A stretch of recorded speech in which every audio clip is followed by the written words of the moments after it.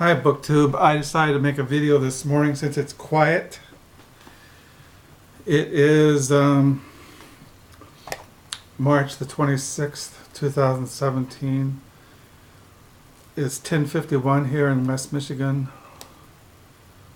It is a cold, rainy day here in West Michigan. But things are I begin to see some green on the trees, and hopefully in May, April and May, flowers will start coming up. We need some really long stretch of warm weather. So yeah, I'm sitting here looking at my books and drinking some coffee, writing in my diary. This morning I'm on page 279 on the 26th of March 2017. Next weekend will be in the month of April. April showers being May flowers. In May, my wife and I will be celebrating our 38th wedding anniversary. 38 years we've been married. It just seems like yesterday that we got married. It just doesn't seem that long. 38 years. Just seems like yesterday when we got married. And now we have grandchildren. It's just amazing how life goes by. I'll be 65 years old this year. It's just amazing. So anyway, what I read this morning, I'm trying, I read different things in the morning, and I read The Christian's Only Comfort in Life and Death, Exposition of Heidelberg Catechism, Volume 1, by Theodorus VanderGroe. This was just translated out of Dutch.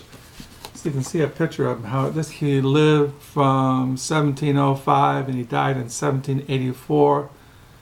Is one of the last and most well-known representatives of the Dutch Further Reformation. He devoted 54 years of his life to faithful preaching and pastoral ministry, serving 2 Reformed churches in the Netherlands.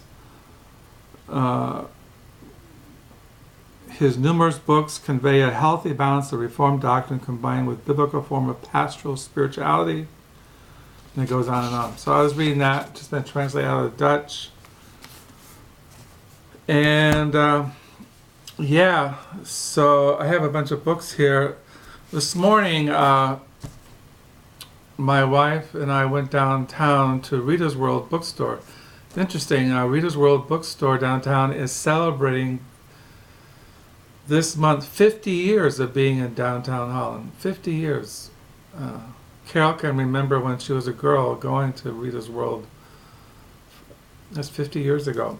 And she went down there this morning to get some children's books and to get a newspaper for an elderly friend that she's visiting after church today.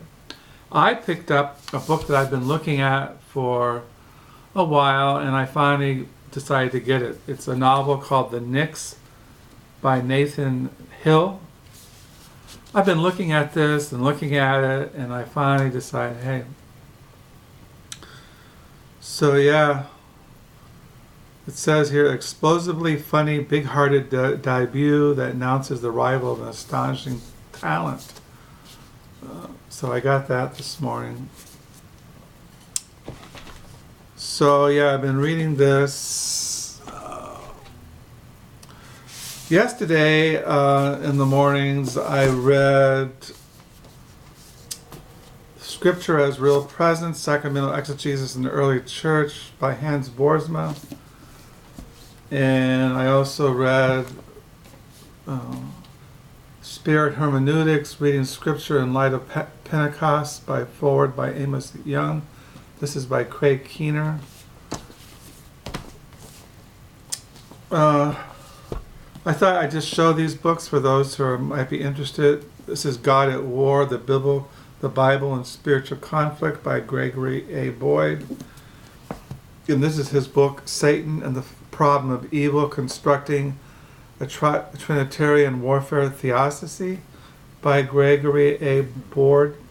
He has a new 2-volume coming out series. I can't remember the title of it. I pre-ordered it. I read these years ago. I think these came out in 2001. So yeah, so I got this just to show these to you. I always talk about biblical hermeneutics, biblical interpretation. These are interesting books that you can look at. This is Biblical Interpretation, Past and Present by Gerald Bray. This is like a history of biblical interpretation, like it has in here, past and present. It has part 1, before historical criticism, part 2, historical critical method. Then it has the 19th century from 1800 to 1918, mid-20th century 1918 to 75, the contemporary scene. See, part 1, before historical criticism, patristic interpretation, medieval interpretation, and Renaissance and Reformation. So that's a good little book.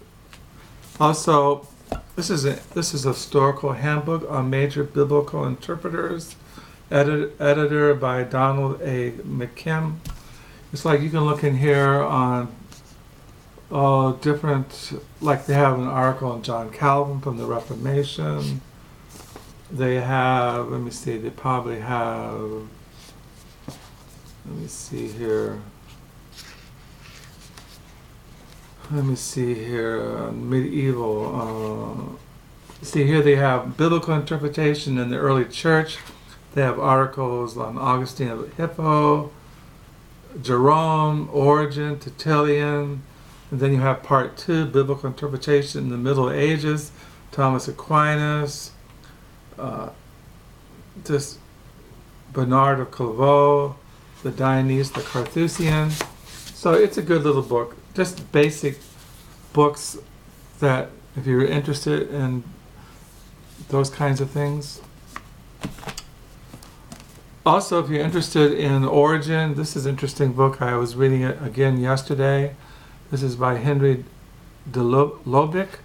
This is translated out of the French, translated by Anne Englund Nash. This is History and Spirit Understanding of Scripture according to Origen. And this is an interesting book too. This is In Dumica Ecuca and Lordly Elegance. Essays on Patristic Exegesis in honor of Robert Louis Wilkin, edited by Paul M. Blowers, Angela Russell Chrisman, David G. Hunter, and Robin Darling Young. The reason why I got this out is I wanted to read this little essay on by his name is Brian E. Daly. He did that translation of those homilies on the Transfiguration of Christ, the Light on the Mountain. Well, he did this little essay, Training for the Good Ascent, Gregory of Nyssa's homily on the 6th Psalm. I wanted to read that, and I got it out to read it. So, as far as not reading Christian books, I've been reading Man's Better Angels, Romantic Reformers and the Coming of the Civil War by Philip F. Gira. Yesterday I got in the mail this novel, The Secret Life of Emily Dickinson by Jerome Charlin. And I've been reading Robert Lowell, Sitting on the River of Fire, Studying Genius, Mania, and Character by K. Redfield Jameson. And I've been reading The Best Minds of My Generation, Literary History of the Beats by Allen Ginsberg.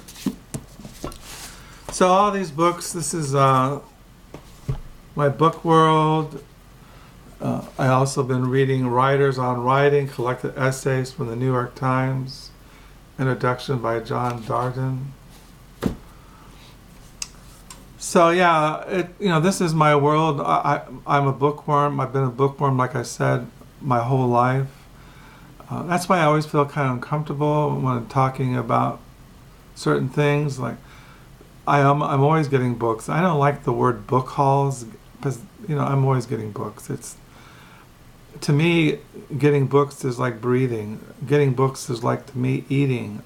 It's just what I've always done. When I was poor and I didn't have any money, I went to libraries or I went to church libraries, or I would buy, when I was in high school, I lived in the Bay Area in San Francisco, and there was always hippies with old buses selling their paperbacks, and I buy paperbacks for, a couple of paperbacks. Back in those days, I read the big Russian novels, and I read a lot of, books by Henry Miller and the Beats, Kerouac, but I read a lot back in those days. Like I said, I used the public library, the Richmond Public Library, and seminary libraries, and college libraries, church libraries, and of course, when I was really young, I spent a lot of time writing, a lot of times just dreaming, just living off inside my head. I wasn't really that social.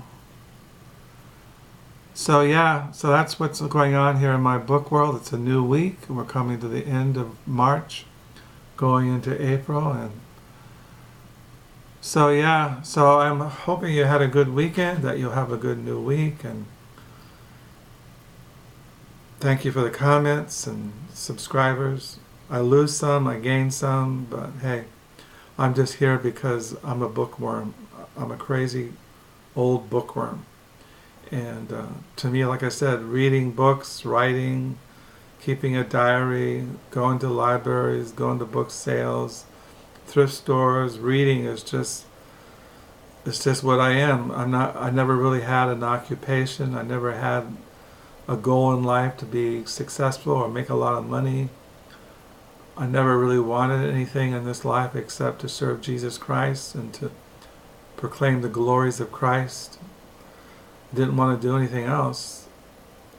And so now I'm just waiting to go into eternal state with Christ in the new heavens and new earth, and seeking to be a good husband, a good father, a good grandfather, seeking to live a simple Christian life as a crazy old bookworm. So till next time, I will sign off. Bye.